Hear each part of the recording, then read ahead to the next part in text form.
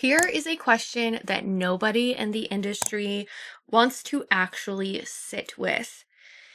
If both of these people told you to buy the same exact product, who would you trust and why? If you are being completely honest with yourself, you already know the answer, and research from the University of St. Andrew confirms it. You would trust the one who looks the part, not the one who is the part. That's not an opinion, it's documented fact.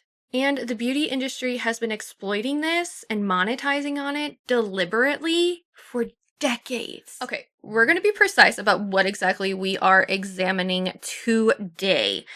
It is not a conversation about whether or not influencers or attractive people are bad subsequently. That is not the thesis. Here's the thesis. There is a well-documented, peer-reviewed, decades-long body of work, psychological research, that shows human beings systematically and consistently confuse physical appearance with competence, credibility, and expertise. And the beauty industry, which is marketing industry first, beauty second, they have constructed an entire influencer and advertising apparatus around that entire confusion. They're not just selling you skincare. They're selling you your bias right back at you. So today we're going to do something different, okay? We are going to audit what psychology actually says about how we process credibility. We're going to look at the studies, and we're going to follow the money back to the brands who built a machine around your brain's blind spot. We're going to start back in 1972. Researchers Karen Dion, Ellen Burscheid, and Elaine Walser published a study in the Journal of Personality and Social Psychology with the title that was aged like a forensic receipt. What is beautiful is good.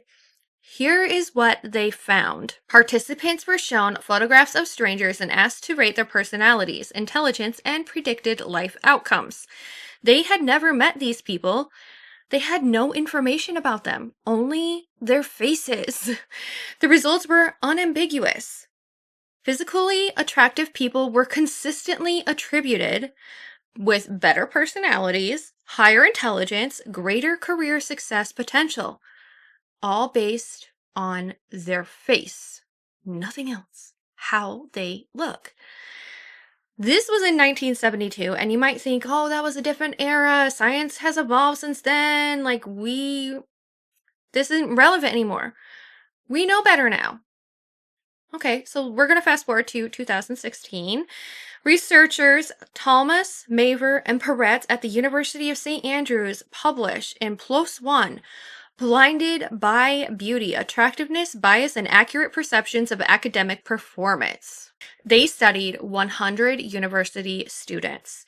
They had actual academic records, GPA, real performance data. Then they had separate evaluators look at photographs of those students and rate their perceived intelligence and competence. The finding: an attractiveness halo, their phrase, not mine, caused evaluators to systematically overestimate the competence of attractive students and underestimate the competence of less attractive students, regardless of what the academic record actually showed. The researchers wrote, and I want you to hear this clearly, that the attractiveness bias, quote, can have serious consequences in areas such as education and hiring.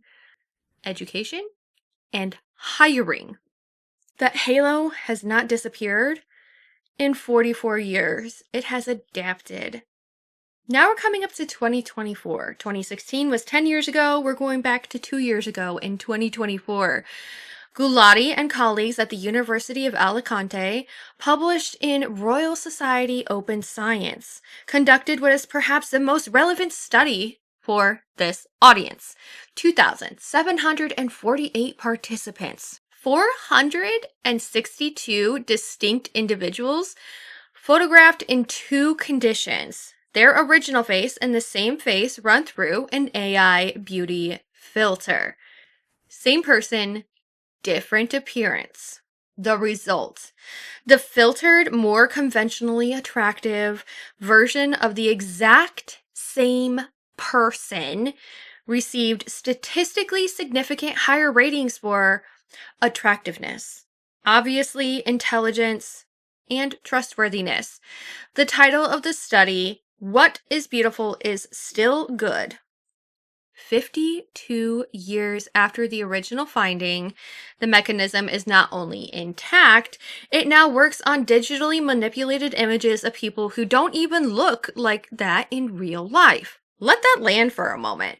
They were AI digitally altered, and they were seemingly more attractive, more intelligent, more competent, more trustworthy. So let's talk about the workplace pipeline. The fourth piece of evidence comes from the Chenevert, Balducci, and Vignoli, published in Behavioral Sciences in October of 2024. Lookism, a leak in the career pipeline. 699 workers across different industries. They found that a workplace climate of lookism, defined as discrimination based on physical attractiveness, created a direct chain reaction. Lookism climate moves to workplace instability, imposter syndrome, reduced perceived employability. For women, this is a full serial mediation, meaning every link in that chain held. Women are scrutinized for their appearance more than men. That's not a marginal industry finding either. Research from Nault and colleagues published in the AMA journal found that compared to people of average attractiveness, highly attractive individuals earn roughly 20% more and are recommended for promotion more frequently. 20% more for being more attractive. Not because of what they know, but because of what they look like. Now, here's where this forensic audit gets really uncomfortable. The beauty industry does not operate in ignorance of these studies. The influencer marketing model, in which brands pay individuals with large followings to recommend products, was not designed around expertise. It was designed around the halo effect. The way that they look. Research specifically on social media influencer credibility, including studies looking at beauty gurus, has consistently found that attractiveness functions as a source credibility signal.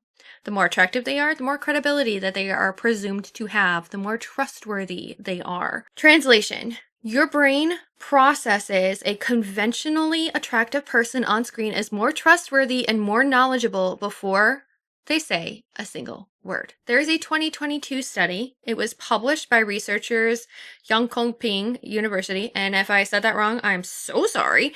They examined 3 dimensions that brands look for in influencers: trustworthiness, expertise, and attractiveness. Their findings revealed that attractiveness was the dominant variable in purchase intent.